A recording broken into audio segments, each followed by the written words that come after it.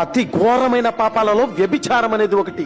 భర్తను మోసం చేసి భార్యను మోసం చేసి ఈ వ్యభిచారం అనే పాపంలో చిక్కుకున్న వాళ్ళు త్వరగా విడుదల పొందలేరు. వారి బుద్ధిని అంతరంగాన్ని చీకటి కమ్ముతుంది. వారు వారి జీవితంలో పరిశుద్ధత యొక్క విలువను కోల్పోతారు. బ్రతికినంత కాలం వేషధారులుగా బ్రతకాల్సిందే. ఒకవేళ దేవుని దగ్గరికి వచ్చి మారు మనసు పొంది పాప క్షమాపణ పొందినప్పటికీ ఆ పాపము యొక్క పర్యావసానం, ఆ వ్యభిచార క్రియల యొక్క తీవ్రమైన పరిణామం వారు ఎదుర్కోక తప్పదు.